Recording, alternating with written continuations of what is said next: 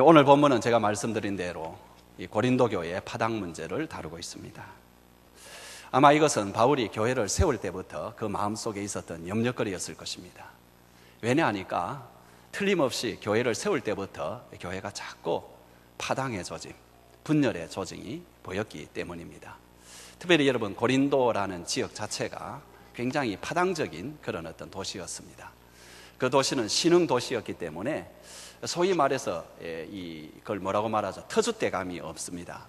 보통 오래된 도시는 전통적으로 딱 질서가 잡혀 있는데, 신흥 도시는 그야말로 누가 이렇게 서로 패권을 잡느냐, 여기에 따라서 얼마든지 패권을 잡을 수 있는 그런 도시였기 때문에 야망이 있는 사람들이 몰려간 곳이 고린도라는 도시입니다.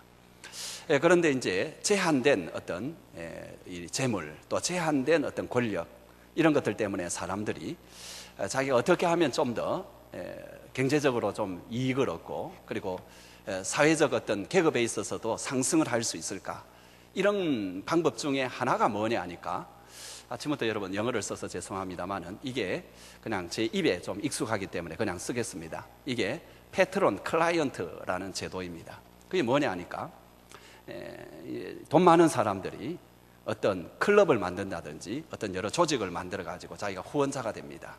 그 후원자가 되면은 다른 사람들은 이제 거기에 가입을 하게 되고, 그래서 거기에서 나누어주는 경제적인 이득이라든지 여러 가지 삶의 편리들을 제공받습니다. 제공받는 사람을 가리켜서 고객, 클라이언트라 그렇게 하고, 그 다음에 그것을 제공하는 사람은 기부자 혹은 시혜자, 이런 보호자, 이런 뜻을 가진 패트론이라 그렇게 합니다. 그래서 고린도 사회는 여러 패트론이 돈을 제공하고 기회를 제공하면은 거기에 사람들이 그 이름에 따라서 몰려듭니다. 그래서 저절로 파당이 형성되는 그런 사회였습니다. 아마 교회를 처음 세울 때부터 이런 현상은 있었을 것이고, 그리고 불행하게도 그 현상은 세월이 가면 갈수록 교회이기 때문에 없어져야 되는데 없어지지 아니하고 더 심화된 것 같습니다. 결국은 11절에 보게 되면은 글로에의 지편으로, 이 말은 글로에라는 그 아마 큰 대가족이 있었던 것 같아요. 그 집의 자녀라든지 아니면 그 집에 속한 종이라든지, 하여튼 그 집의 어떤 사람의 편으로 소식이 들려온 것이 무엇이냐, 아주 슬픈 소식입니다. 12절이죠. 우리 한번 같이 읽어보겠습니다. 시작. 내가 이것을 말하거니와 너희가 각각 이르되 나는 바울에게, 나는 아볼로에게, 나는 게바에게, 나는 그리스도에게 속한 자라 한다는 것이다. 한마디로 말하면 사색당파로 이루어가지고 교회가 4분 5열이 되어서 서로 다투고 있다는 것입니다. 물론 여기에 나오는 아볼로라든지 게바라든지 바울은 틀림없이 이들과 사실은 상관이 없습니다. 어떻게 바울이 바울파의 당수가 될 수 있었겠으며, 여러분 특별히 그리스도파가 있었는데 그리스도께서 어떻게 교회 안에 그리스도파의 당수가 될 수 있었겠습니까? 다만 이 이름을 가져온 것은 제가 이것으로 좀 설교하는 걸 바꾸겠습니다. 그거 이름을 가져온 이유는 뭐 단 한 가지 이유인데, 그건 뭐냐 하니까 아마 정치적 슬로건이다, 이렇게 볼 수가 있겠죠. 그렇지만 이제 성경학자들은 그럼에도 불구하고 아마 각 당파에 좀 특징이 있었을 것이다. 자기가 왜 바울파라고 그렇게 말하는가. 이런 바울파라고 말하면, 쉽게 말하면 바울은 설립자입니다. 그래서 나는 교회 설립자를 따라가겠다. 여러분 어느 이렇게 공동체이든지 간에 싸움이 일어나면 그 중에 항상 상당히 전통성을 가지는 사람이 누구냐 하니까 설립자의 정신을 따르겠다. 그죠? 설립자를 따라가는 사람이 굉장히 전통성을 이렇게 확보하고 헤게모니, 그 권력을 잡을 수가 있습니다. 그러나 여러분 정작 바울은 이 사람들의 당수가 된 적이 없고요, 바울파를 제일 먼저 내세우는 것은 바울파를 제일 먼저 나무라는 것입니다. 아주 호되게 나무라는 것입니다. 그 다음에 여러분 아볼로파라고 있는데, 이 사람은 그 다음에 이렇게 사역자파라 그렇게 말할 수 있습니다. 참 이런 말을 교회에서 하는 게 뭐 이렇게 아픔이긴 합니다만은, 또 여러분도 알고 계시니까 어느 교회 가게 되면 원로 목사파가 있고 담임 목사파가 있는데, 이 사람들은 담임 목사파 비슷하다 그렇게 여겨집니다. 아볼로는 원래 순회 전도자였는데 에베소에 갔다가 거기에서 고린도 교회를 개척한, 바울과 함께 개척한 브르스길라와 아굴라라는 부부를 만납니다. 그리고 그들에게 상당한 도움을 얻으면서 이 아볼로가 고린도, 다시 말하면 이 아볼로와 아굴라와 브루스길라 부부가 소개를 해주어서 고린도 교회 가서 사역을 하게 되는데, 이 사람은 굉장히 지식이 많고 그리고 설교에 능한 자였기 때문에 사람들이 그를 굉장히 좋아했습니다. 이 사람들이 이제 몰려서 아볼로파를 형성했는데, 그러면 진작 아볼로의 마음은 어땠느냐? 기가 찼습니다. 아볼로는 거기에 대해서 아주 질러버렸습니다. 그래서 여러분 그 증거가 뭐냐 하니까 16장 12절 한번 같이 읽어보겠습니다. 여러분 앞에 같이 나옵니다. 형제 아볼로에 대하여는 그에게 형제들과 함께 너희에게 가라고 내가 많이 권하였으되 지금은 갈 뜻이 전혀 없으니 기회가 있으면 가리라. 이 무슨 말이에요? 아볼로가 거기서 사역을 하다가 이 당파 싸움 때문에 질려가지고 다시 에베소로 돌아와 버렸습니다. 그러니까 바울이 아볼로 형제 그래서는 안 됩니다. 아볼로 형제가 지금 그 교회에 가서 도와줘야 그 교회가 회복이 됩니다. 그러니까 제발 좀 가세요. 이리 부탁을 해도 정작 아볼로는 전혀 갈 뜻이 없는, 그래서 만일 때가 되면은 가게 될 것이다, 이렇게 말하고 있는 여러분 그 분위기를 볼 수가 있죠. 여러분 게바파라고 나오는데, 게바가 누구죠? 베드로죠, 그죠? 아마 이 사람을 추종했던 사람들은 유대인 그리스도인들이었을 것입니다. 그들은 생각할 때 바울도 좋지만은 그러나 예수님의 수제자는 게바다, 베드로다. 그러니까 베드로를 우리는 따라간다. 특별히 바울과 베드로는 신학적으로나 신앙적으로 전혀 차이가 없었지만은 강조하는 것은 좀 다를 수가 있습니다. 바울은 아무래도 이방인들에게 복음을 전해야 되기 때문에 율법에서의 해방 뭐 이런 것들을 많이 전했다면은 이 베드로는 유대인들에게 집중을 했기 때문에 율법의 해방보다는 율법의 완성 이런 쪽으로 많이 전했을 것입니다.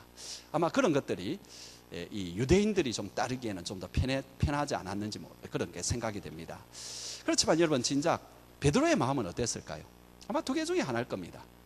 첫 번째로는 뭐 이런 파가 고린도 교회에 있었는지도 몰랐을 가능성이 크고요. 두 번째로는 알았다면 기가 찼을 것입니다. 왜 내 이름을 사용해? 뭐 이렇게. 더 여러분 재미있는 파는 그리스도파죠. 아마 그런 분열을 보고 난 뒤에 그걸 비판을 하면서 너희들이 왜 사람을 따라가느냐, 우리가 그리스도를 따라가야지 하면서 좋은 뜻으로 만들었는데 또 하나의 파가 되어버렸습니다. 우리도 보게 되면은 막 분열을 하게 되면 어떤 사람은 이거 이리 분열해서 안 된다, 통합해야 된다 해가지고 무슨 파를 만들죠? 통합파를 또 만들죠, 그죠? 뭐 그 비슷한 현상이 지금 일어난 거죠. 왜 이렇게 분열했을까? 성경 학자들은 몇 가지 이유를 추적을 합니다. 뭐 대충만 말씀드리겠습니다. 제일 이제 흔한 이 당파의 분열 가운데 하나가 뭐냐 하니까 보통 가진 자와 가지지 못한 자의 대결, 또는 사회적으로 어느 정도 계급이 높은 사람들, 그 당시는 계급 사회였으니까 지금보다 더 엄격한, 그리고 계급이 낮은 사람들과의 알력 관계, 갈등 관계, 이게 분열이 되었을 것이다. 또 어떤 경우에는 뭐라고 이야기하느냐 하니까 신학적으로나 신앙적으로 볼 때에 율법을 강조하는 사람하고 그리고 은혜를 강조하는 사람, 복음을 강조하는 사람, 여기에 좀 차이가 있었을 것이다. 또 어떤 사람은 말하기를 그 당시에 교회 형태가 지금 우리식으로 목장교회입니다. 가정교회인데 우리보다 더 좀 이렇게 가정적으로 권한이 많고 가정적으로 많은 활동을 하는 그런 가정교회였습니다. 그러다 보니까는 가정교회라는 것들끼리 서로 나뉘어 가지고 지역적으로나 그런 식으로 이렇게 갈등 생긴 것이 아닌가, 뭐 이런 여러 가지가 있습니다만은 뭐 답은 사실은 모릅니다. 왜냐하니까 거기에 대해서 사도 바울은 별로 이야기를 하지 않습니다. 근데 이제 정작 우리에게 중요한 건 뭐냐 하니까 우린 그러면 어떻게 이 갈등, 특별히 당파에서 벗어나고 당파의 위험에서 벗어나는가, 이게 이제 오늘 저와 여러분들이 받아야 될 교훈이 되겠죠. 왜냐하니까 우리는 여러 가지 공동체에 소속해 있습니다. 교회라는 공동체, 목장이라는 공동체, 또는 여러분 있는 어떤 여러 가지 사회적으로 가지고 있는 공동체가 있고요.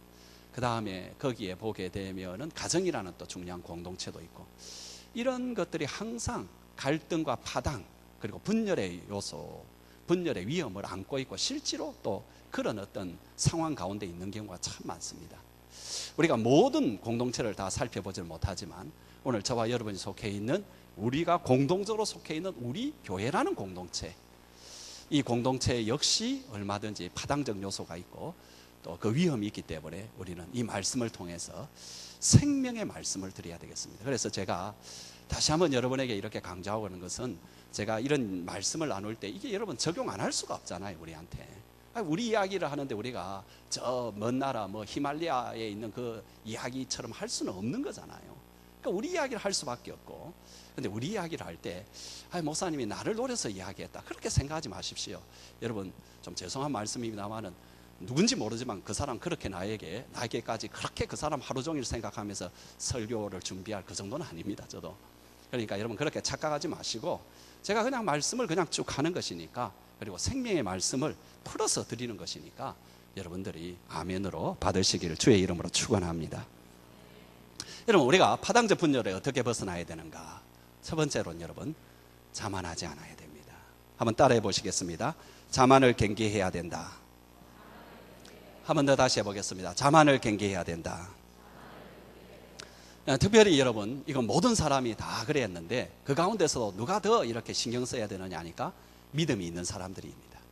그리고 좀 지도력이 있는 사람들, 또는 지도자의 이미 어떤 자리에 있는 사람들, 그죠? 또 더 나아가서 그렇지 않지만 영향력이 있는 사람들, 여러분, 이런 사람들이 특별히 이것을 조심해야 됩니다. 왜 고린도 교회가 이렇게 파당하게 되었느냐, 당파로 나누어져 싸우게 되었느냐, 한마디로 교만 때문이고 자만 때문에 그렇습니다. 여러분, 고린도 교회는 가진 것이 너무 많은 교회입니다. 앞에 4절에 보게 되면은 뭐라고 나오느냐 하니까, 내가 우리 하나님께서 너희에게 주신 은혜로 주신 것들에 대해서 너무너무 감사한다. 그러니까 고린도 교회에 준 게 너무 많은 거예요. 그리고 5절에 보면 뭘 줬느냐 하니까, 너희에게 모든 것을 주었는데 그 가운데 언변과 그 다음에 지식에 관한 모든 것을 너희에게 주었다. 그래서 그리스도의 증거가 너희 가운데서 아주 굳건하게 서게 되었다. 그리고 7절에 가게 되면은 너희에게 주신 모든 은사로 말미암아서 너희가 주 예수 그리스도를 지금도 기다리고 있다. 여러분, 우리식으로 말을 하자면 이 교회는 성경 지식과 성경에 대해서 굉장히 잘하는 교회였습니다. 아주 지식과 언변이, 그리고 전도를 참 잘하는 교회였습니다. 그러면서도 여러분, 또 어떤 교회냐 하니까 구원의 확신이 분명하게 서 있고, 어떻게 보면 믿음이 분명하게 서 있는 교회였고요. 또 더 나아가서 여러분 보게 되면은 재림에 대한 소망이 있는 그런 교회였습니다. 아주 무엇보다도 이 교회의 가장 자랑거리가 뭐냐 하니까 영적인 체험이 참 많은 교회입니다. 전체로 볼 때. 그런데 그런 것이 너무나 많이 주어졌기 때문에 일어난 현상이 뭐냐 하니까 고린도 교회가 아주 자만하게 되었고요. 자만하게 되면은 거기에서 꼭 일어나는 것이 파당의 문제가 일어나고, 분당의 문제가 막 일어납니다. 사람들이 서로 끼리끼리 모이고요, 거기에서 막 다투기 시작합니다. 이건 어쩔 수 없는 그런 현상입니다. 그러니까 여러분, 누가 조심해야 되느냐 하니까 은혜를 받았다라는 사람, 그래서 믿음이 자랐다라는 사람, 그리고 내가 주님을 위해서 무언가 일한다라는 사람이 참 조심해야 됩니다.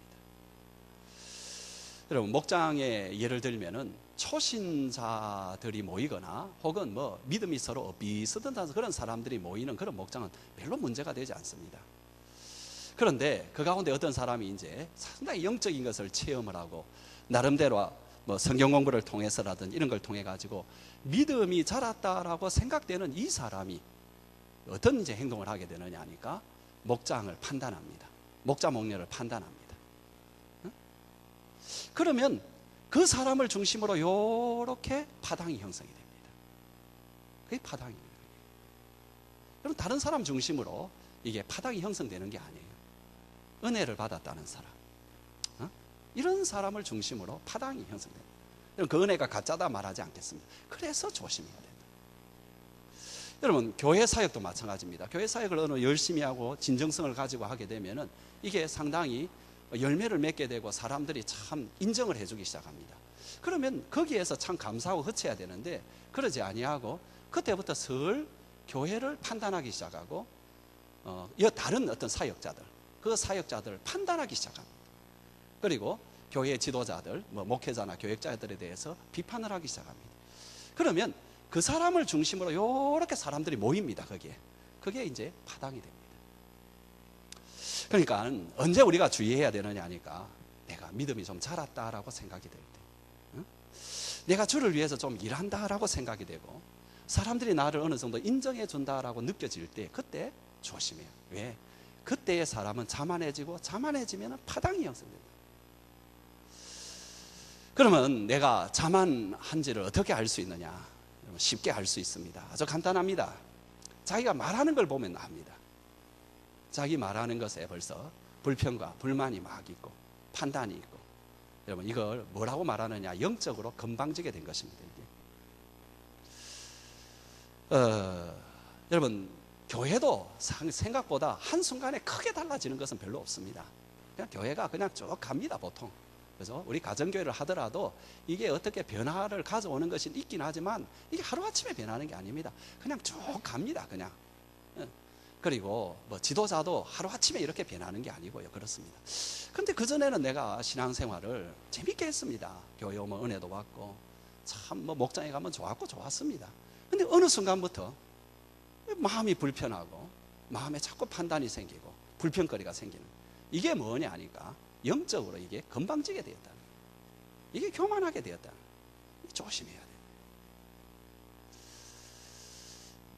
여러분 그래서 믿음이 자랐다, 여러분 내가 참 주를 위해서 이제 좀 살게 되었다, 이런 사람은 그게 잘못됐다는 게 아니에요. 그리 돼야 되죠. 어떤 사람은 자꾸 이런 말을 하니까는 그러니까 나는 막 믿음도 안 자라고 목장에서도 별로 중요한 사람도 안 되고 막 적당히 뭐 그렇게 살겠다. 여러분 그걸 겸손이라 생각하는데 그건 또 전혀 아닙니다. 그건 전혀 아닙니다. 그건 마치 무엇과 같으냐 하니까 아이고 막 애가 일었으면 넘어지잖아요, 그죠? 걸어다니면 넘어지니까 아이고 나는 안 넘어지기 위해서 평생 기어다녀야 되겠다, 이렇게 생각하는 사람과 똑같습니다. 그러니까 여러분 일어서야 되고 걸어가야 되는데 그럴 때 주의해야 됩니다. 그러면 그런 사람은 뭘 생각해야 되느냐? 한번 따라해 보겠습니다. 하나됨을 지상 목표로 삼는다. 다시 한번 하겠습니다. 하나됨을 지상 목표로 삼는다. 말씀드렸습니다만 본인이 별로 믿음이 없거나 본인이 별로 영향력이 없을 때는 그거는 문제가 되지 않습니다. 그런데 우리가 교회에서 목장에서 정말로 열심히 생활하다 보면은 믿음이 자라게 돼 있습니다. 믿음이 자라면은 자꾸 자기가 맡은 일들을 자꾸 맡게 되고요, 자꾸 일을 하게 됩니다. 그리고 중요한 사람이 되어 갑니다. 근데 중요한 사람이 되어 갔을 때에 그때에 가장 중요한 지상 목표가 뭐냐 하니까 하나 되는 것을 지상 목표로 삼아야 됩니다. 이게 성경의 권면입니다. 더 열심을 내라, 뭐 더 일해라, 그게 아닙니다. 하나 되는 것을 지상 목표로 삼아라. 말씀을 볼까요, 여러분? 10절 한번 같이 읽어보겠습니다. 시작. 형제들아, 내가 우리 주 예수 그리스도의 이름으로 너희를 권하노니 모두가 같은 말을 하고 너희 가운데 분쟁이 없이 같은 마음과 같은 뜻으로 온전히 합하라. 여러분 이 하나 되는 것, 이것은 뭐 교회를 어렵게 하고 소란스럽게 하지 않는다, 교회를 평안하게 한다, 이거보다도 훨씬 큰 뜻이 있습니다. 훨씬 중요한 뜻이 있습니다. 그 뭐냐 하니까 예수님의 소원입니다. 예수님의 소원이 뭐냐 하니까 교회가 하나 되는 것입니다.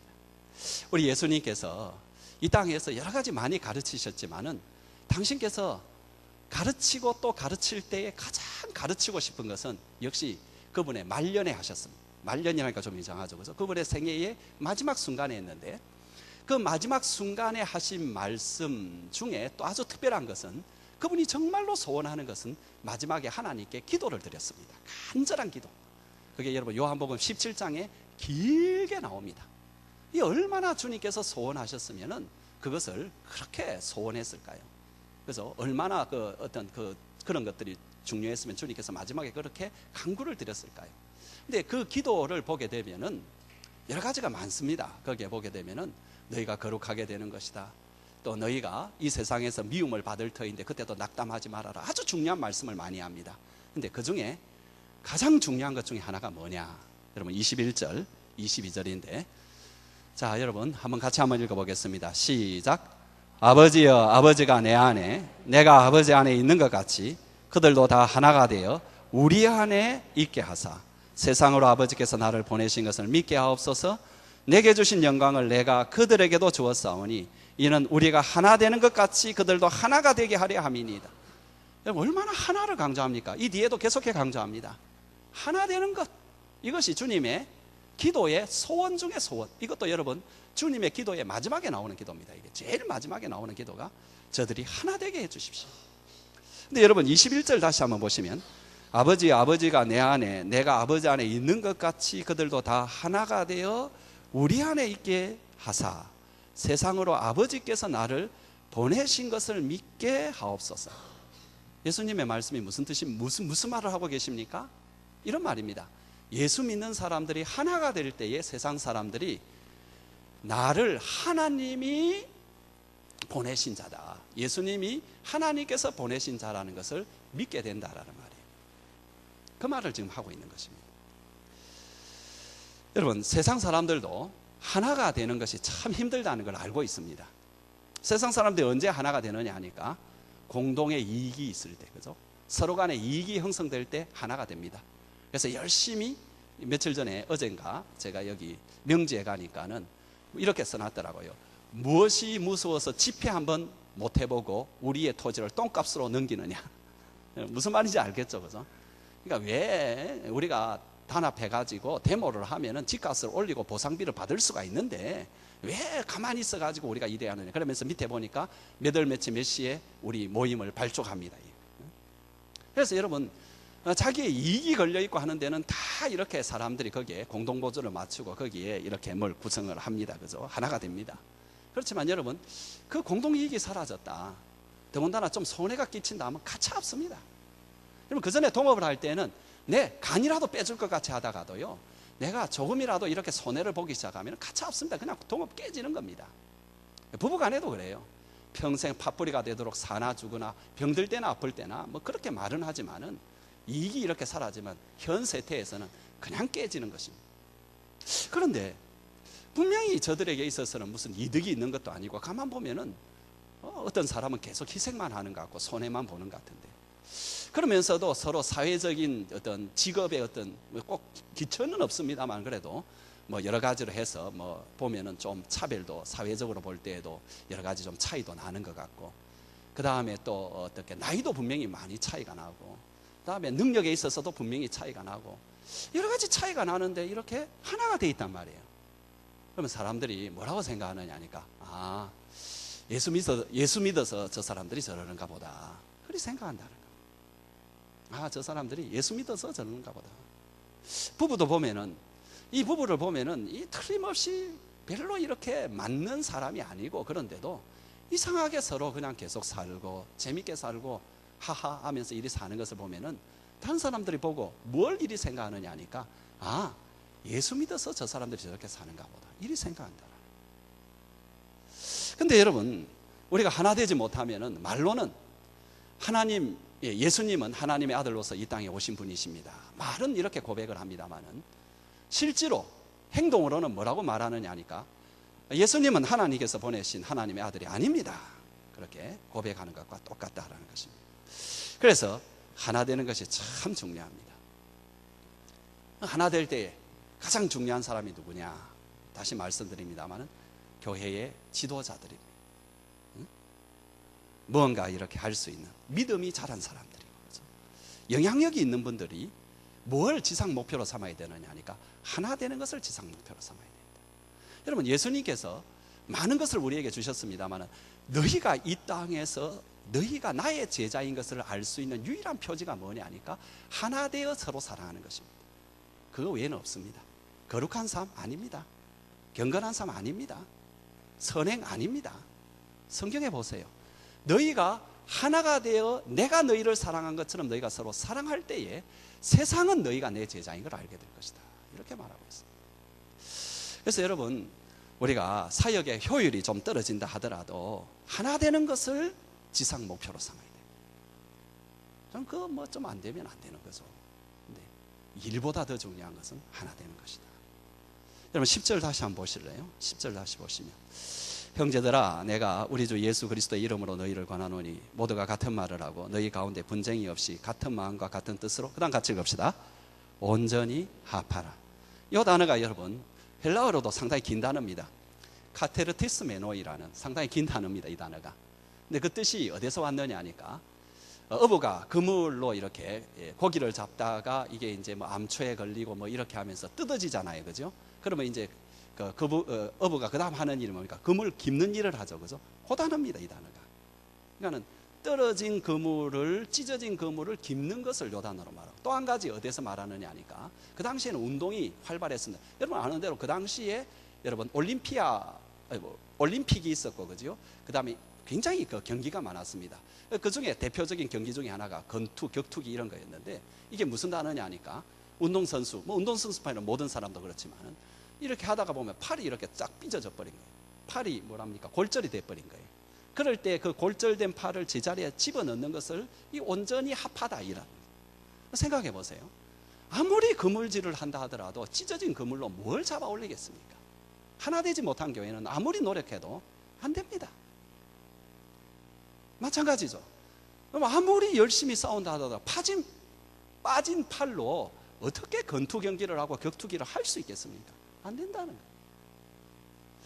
최영기 목사님이 한 말씀을 저는 참 이렇게 늘 마음에 새겨놓고 있고 저도 이리 좋아합니다. 그 말의 내용이 뭐냐니까, 교회는 내가 있어 보니까 또 여러 교회를 보니까 담임 목사가 큰 하자가 없다면은, 담임 목사가 큰 하자가 없다면은 교회가 분열만 되지 않으면은 그 교회는 자라게 되어 있다. 분열만 되지 않으면 그 교회는 성장하고 커가게 되어 있다. 그렇더라. 교회라는 게 원래 그렇다. 교회라는 게 원래 성격적으로 살아있는 유기체이기 때문에 그렇게 되어 있다라는 것입니다. 여러분, 중요한 게 뭐냐 하니까 하나가 되는 거다. 하나가 되기 위해서 누가 노력해야 되느냐? 다 노력해야 되지만은 믿음이 있는 사람이 노력해야 되고요. 교회에 영향력이 있는 사람이 노력해야 되고요. 교회 지도자에 있는 사람이 노력해야 됩니다. 여러분, 그렇게 하나 되어서 하나님이 예수 그리스도를 보내어서 예수 그리스도가 우리의 구세주다라고 세상의 행동으로 보여줄 수 있는 우리 교회가 되기를 간절히 부탁드립니다. 두 번째는 여러분 한번 따라해 보시기 바랍니다. 모든 지도자를 받아들이되 예수님을 더 사랑해야 합니다. 한번 더 하겠습니다. 모든 지도자를 받아들이되 예수님을 더 사랑해야 됩니다. 우리가 파당에서 벗어나려면 뭐냐 하니까 내 지도자만이 아니라 모든 지도자들을 받아들여야 됩니다. 여러분, 파당을 형성하게 되면 거기에는 항상 중심인물이 있습니다. 여러분, 우리의 삶에 있어서도 내가 참 존경스럽고 사랑하게 되고 좋아하는 그런 분이 있다라는 것은 참 좋은 겁니다. 만일 내가 인생을 살면서 내가 좋아하는 분도 없고 내가 존경할 만한 그런 어떤 인물도 만나지 못했다. 그 사람은 틀림없이 굉장히 불행한 삶을 사는 사람입니다. 신앙생활도 마찬가지입니다. 신앙생활하면서 내가 참 존경하고 본받을 만한 분이 있다는 건 얼마나 좋은지 모르죠. 이건 참 좋은 것입니다. 그런데 지나치면 안 됩니다. 이전에 제가 해외에서 이렇게 사역을 할 때에 어떤 분이 한국에서 이민을 왔습니다. 근데 이분이 다닌 교회는 서울의 그 유명한 어떤 교회였습니다. 이분은 그 교회에 다닌 것만 이렇게 좋아한 것이 아니라 참 그 교회를 좋아했고 특별히 그 교회의 사역자를 너무너무 좋아했습니다. 그래서 저는 처음에 말할 때에 생각할 때에 이분이 그런 좋은 데에서 그렇게 이렇게 그 목사님을 존경하면서 왔으면 참 좋은 교인이 되겠다 싶었습니다. 얼마나 좋은 일이에요. 좋은 교회에서 좋은 훈련을 받고 지금도 그 목사님 생각하면 가슴이 떨리고 그 목사님 생각하면 너무너무 좋고 얼마나 좋은 거예요. 그거 괜찮은 겁니다만은, 그런데 이분 같은 경우에는 그것 때문에 교회에 적응을 못합니다. 그것 때문에 교회에 적응을 못합니다. 그래서 어떻게 됐느냐 하니까 여러분 안타깝게 여러분 참 불행했습니다. 불행하게 끝이 모르겠어요. 그 뒤에 저는 떠나왔으니까 모르지만 결국 여러분 불행, 제 있을 때까지만 하더라도 불행했습니다. 제가 떠나고 난 뒤에 또 행복해졌으면 모르겠습니다만 하여튼 그렇습니다. 우리가 그런 상황에서 그 교회 갔으면 그 교회에 적응을 하고 그 교회에 하나님께서 주신 그 목회자를 수용하고 그 지도자를 수용해야지, 내가 거기에 대해서 적응을 시켜야지. 그걸 적응을 시키지 아니야. 그건 아니라는 거죠. 그래서 여러분, 우리가 그 비결이 뭐냐 하니까, 그 핵심이 뭐냐 하니까 우리가 예수님을 더 사랑해야 됩니다. 사람보다 예수님 더 사랑해야 됩니다.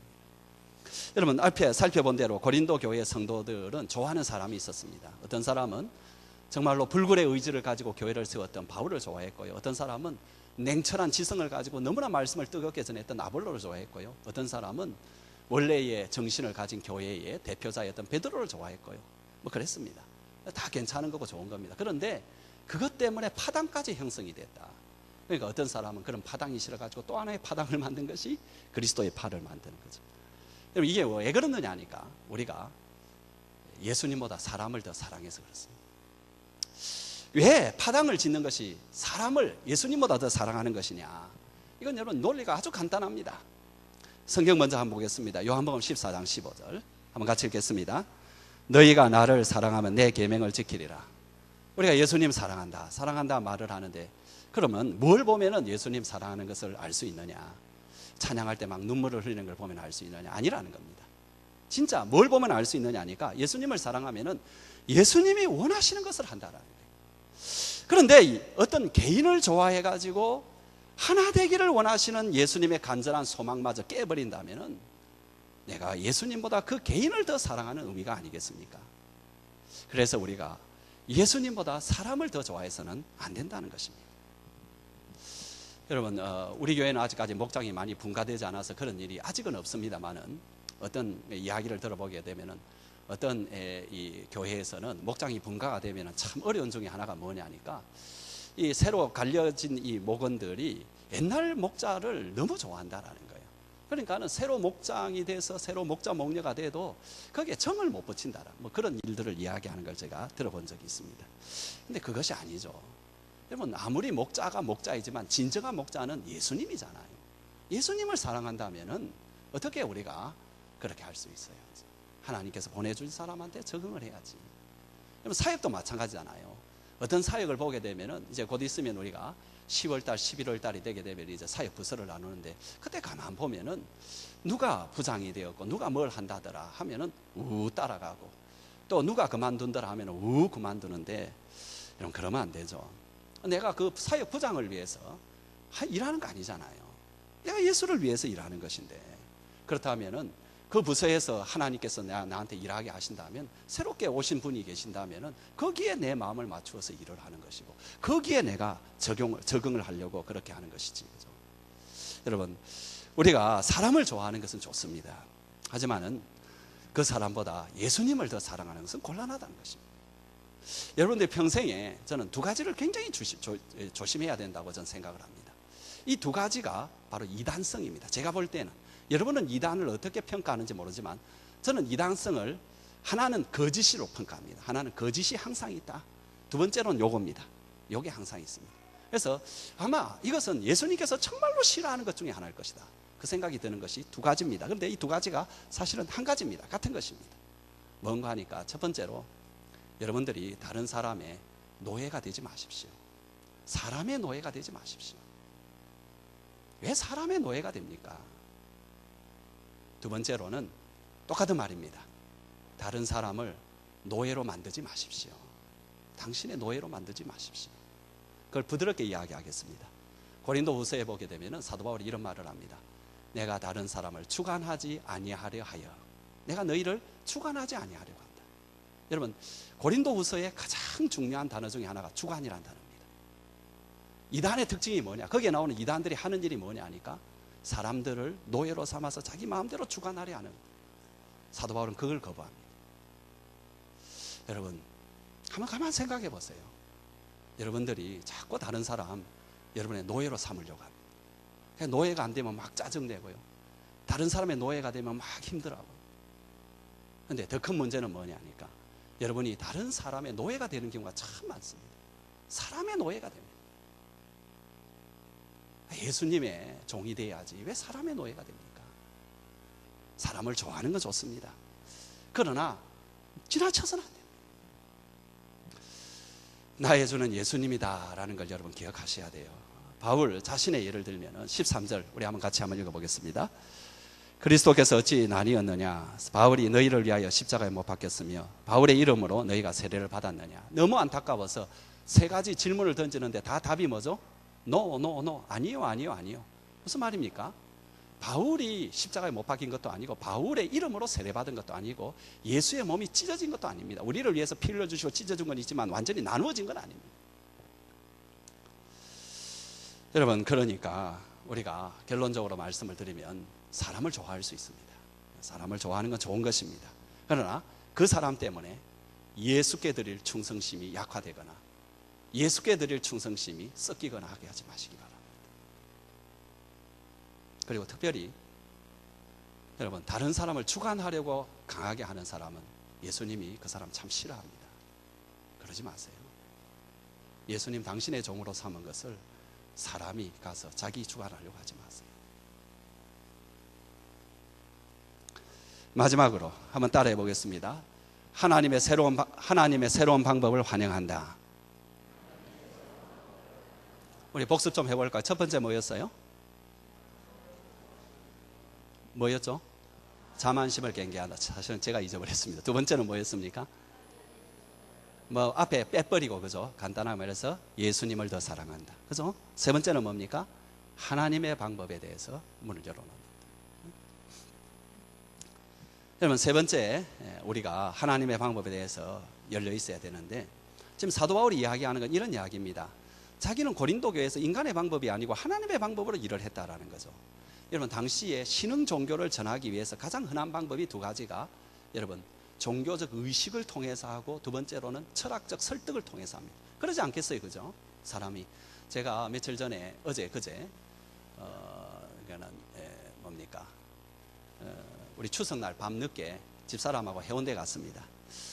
그래서 그날 좀 늦게 오는 바람에 그 다음날 새벽기도 제가 안 나왔습니다. 그래서 하여튼 거기 갔었는데, 밤늦게 이리 갔었는데, 그 바닷가에 아마 뭐 파키스탄 사람 정도 되는지 어떤 사람들이 처음에 이렇게 막 모여가지고 노래를 이리 막 부르더라고요. 그래서 이 사람들이 외로워가지고 모여서 고향 노래를 부르는가 보다.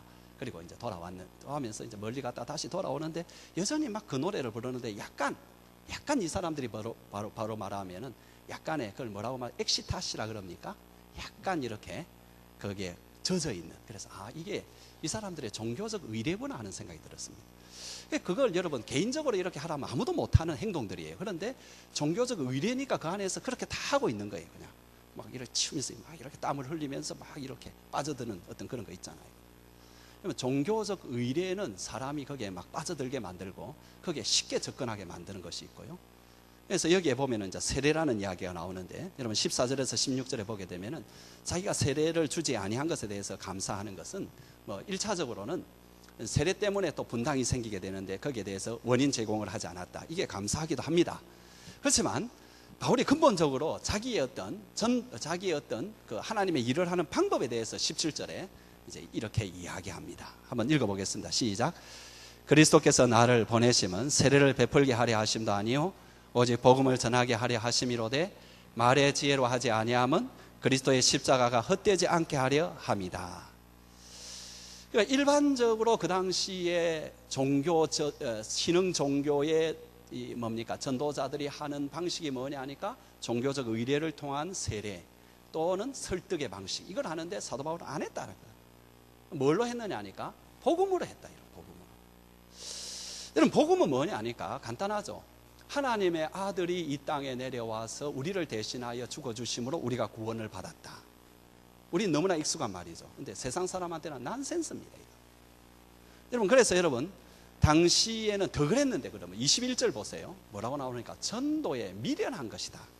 미련하다는 뜻이 뭐냐 하니까 난센스라는 겁니다. 이 전도가 난센스다. 말도 안 되는 것이다.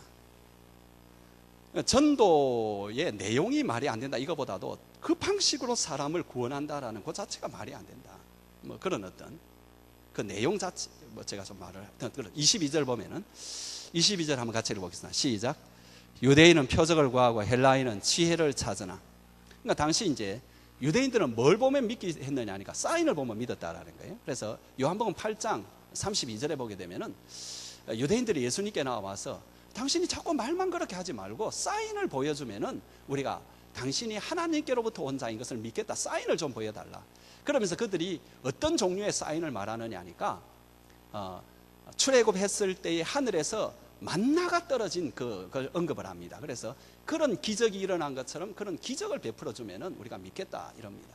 여러분, 그런 사람들인데 범죄자로 몰려가지고 십자가에서 처형당한 예수가 메시아다. 이게 여러분 그들에게 있어서는 말도 안 된다는 거죠. 더군다나 이스라엘 사람들은 나무에 달려 죽은 사람은 저주받은 사람이기 때문에 거기에 대해서는 굉장한 거부감이 있었습니다.